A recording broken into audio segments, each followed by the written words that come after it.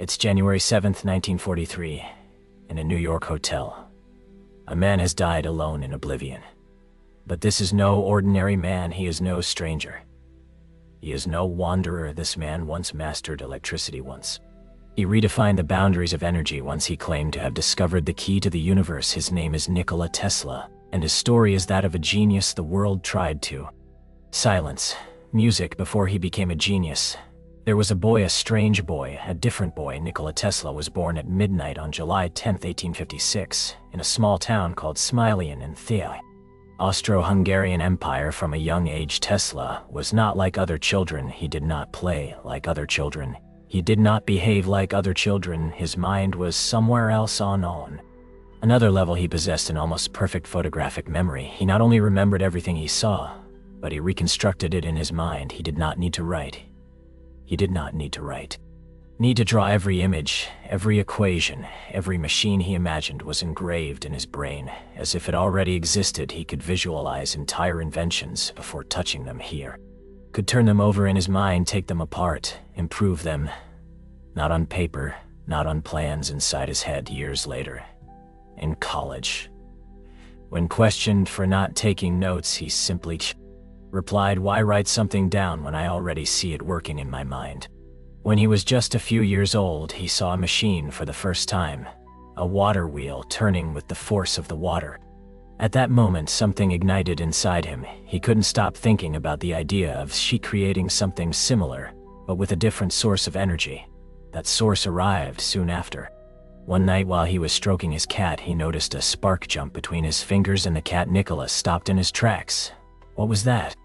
Intrigued, he asked his father, and he explained that it was the same phenomenon that occurs during a storm, electricity. From then on, he became obsessed with it. He watched lightning for hours, trying to understand its pattern, its rules, its secrets. But his childhood was not easy. His father, a strict Orthodox priest, wanted him to follow his path. He wanted Nicholas to become a clergyman, not a scientist, not an inventor. Every time he talked about his dreams, every time he mentioned electricity, his father would say, "That's nonsense, Nikola.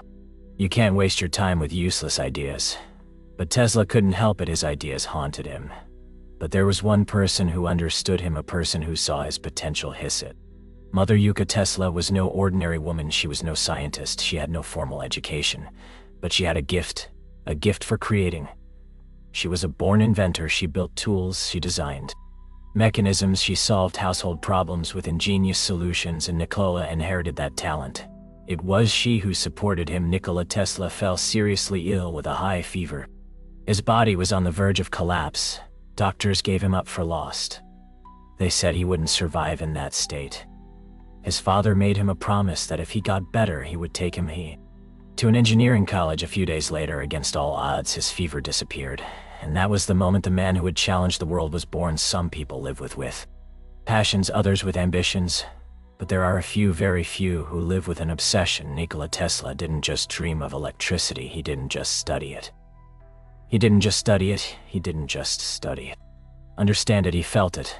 And when it became an obsession, there was no stopping him. When Tesla began his university studies in Graz, Austria, he was no ordinary student. He was brilliant. Very bright. He became obsessed with electric motors, with the theory of magnetic fields, with the principles that governed energy. While other students barely followed the classes, he was already beyond them. He asked questions that the professors could not answer. He challenged established theories.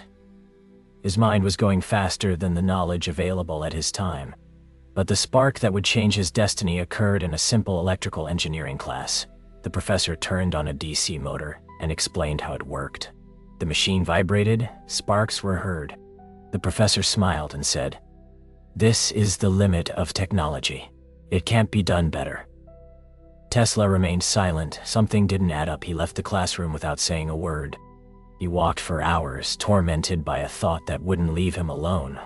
What if there was another way? What if a motor could be created without sparks, without friction? That question became a seed that wouldn't let him sleep, wouldn't let him rest, wouldn't let him live in peace, until he found the answer. The days passed, the nights too. Tesla barely slept. The idea consumed him. He knew the solution was there, But he couldn't see it until one afternoon walking through the park. It happened suddenly. He visualized a motor powered by alternating current, a system where electricity didn't flow in one direction, but oscillated, creating a magnetic field, rotary, an engine that would work without friction, without wear, without limitations.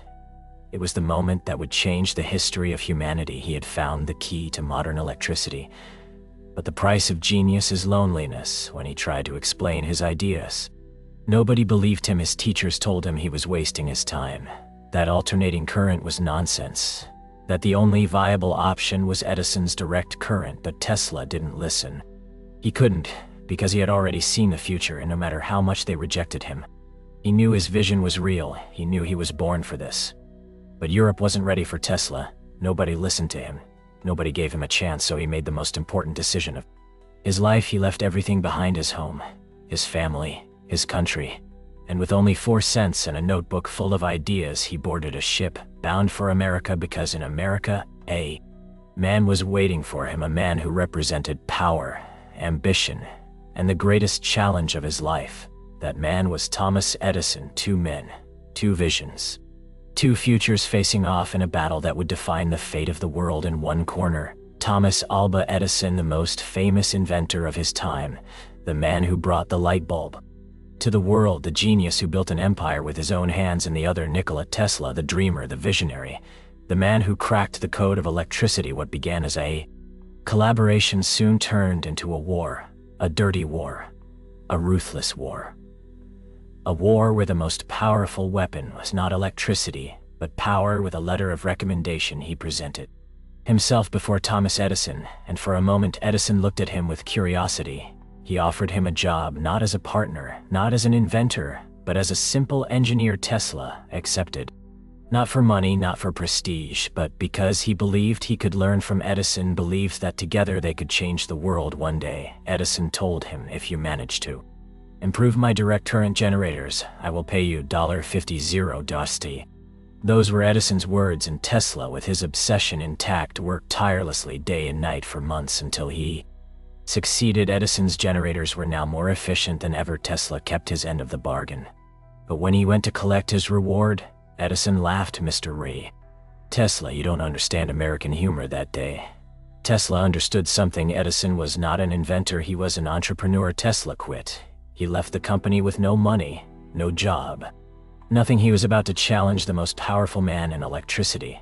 As Edison continued to expand his empire, a new player entered the scene: George Westinghouse, a tycoon, a man with vision. When Tesla showed him his alternating current motor, Westinghouse didn't scoff. He didn't laugh. He saw the revolution before him and made him an offer that would change everything: financing, patents, full support. Tesla had, for the first time in his life, an ally, and with Westinghouse by his side, the war had begun. Edison was not going to let alternating current win. He couldn't, because his empire depended on direct current. And in the war of business, it's not about who has the best idea, it's about who controls the narrative. So Edison decided to make it unthinkable, to show the world that Tesla's alternating current was not the future, but a deadly threat. Edison began funding public experiments where animals were electrocuted with alternating current. Dogs, horses, even an elephant. Newspapers ran terrifying headlines. Edison wanted alternating current to be associated with more danger, and his strategy worked. Governments and businesses began to doubt. Tesla and Westinghouse were losing the battle before it had even begun. But then came the opportunity that would turn the tide of the war. 1893, Chicago World's Fair, the largest event of the century, a showcase of innovation, and the most coveted contract in the electrical world. 2 bids, 2 visions: Edison with his direct current, Tesla and Westinghouse with alternating current. The government had to choose who would light the fair. Edison insisted that alternating current was too dangerous to be trusted, but Westinghouse made an unbeatable offer to light the fair for half the cost of Edison. The decision was clear: Tesla and Westinghouse won the contract. The night Chicago was lit up with Tesla's alternating current was the night the world changed forever. What was once theory and promise, it became evidence. The concept became evidence. Efficiency of alternating current was demonstrated before the eyes of businessmen, governments, and engineers. Soon cities began to adopt this new system. Nikola Tesla had won. He had defeated Edison. His alternating current illuminated entire cities. His name appeared in the newspapers.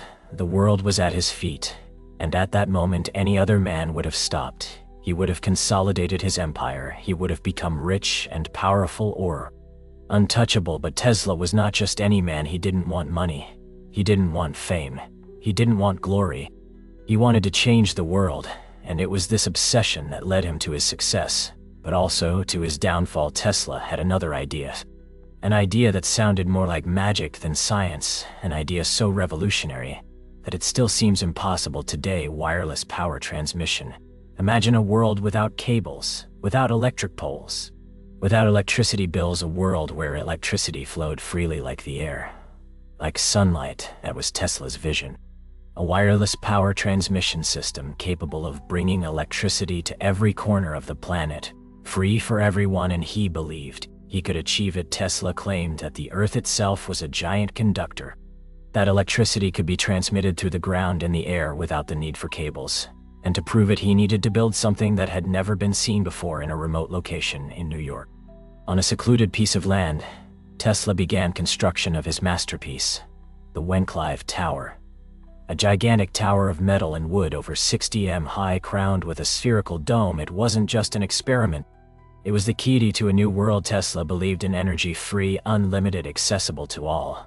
But there was a problem. Money. Building the Whenclive Tower required a fortune, and Tesla found a powerful investor, J.P. Morgan, the most influential tycoon of the time. At first, Morgan supported Tesla's vision, but when he began to understand the true purpose of the tower, his enthusiasm waned. Because if electricity was free, how would entrepreneurs get rich? Tesla was thinking about the future of humanity. Morgan was thinking about his empire. When Tesla explained that Whenclive would not only transmit signals but free energy for everyone, Morgan made a decision. He stopped financing him without money. Construction stopped. The workers abandoned the project. Tesla tried to get new investors, but Morgan had already pulled his strings. The message was clear. Electricity could not be free. Banks closed their doors to him. The newspapers stopped talking about him. Scientists started calling him crazy. And so the Whenclive Tower was abandoned, a giant skeleton of metal and wood, symbol of a future that never came. Tesla did not give up. He could not keep working. He kept dreaming. But the world was no longer listening. Edison, despite having lost the war of the currents, was still a powerful man. And Tesla faded away. He went from gleaming laboratories to ever smaller hotel rooms, from grand lectures to solitary talks. The years passed. His clothes wore out. His fame faded. His fortune disappeared until one day it simply stopped mattering. On January 7th, 1943, in room 3327 of the New Yorker Hotel, Nikola Tesla died alone, with no money, no recognition, unable to complete his greatest work. The man who had electrified the world died in obscurity. When the FBI learned of his death, their agents stormed the room. They searched for his papers, his plans, his latest research. No one knows exactly what they found, and some say his designs for wireless power were confiscated. Others believe his experiments were too advanced and that his ideas are still hidden in secret government files. But the truth is, his body was buried into oblivion. And so ended the story of Nikola Tesla. But ideas never die. Decades later, the world began to remember Tesla.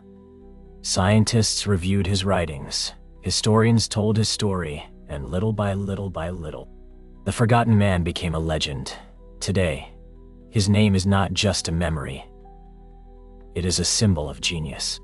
Vision of a revolution that could still happen. This channel is new, and the idea is to bring more stories like this every week. Before we sign off, there's a story that redefines what a teenager can do with a keyboard.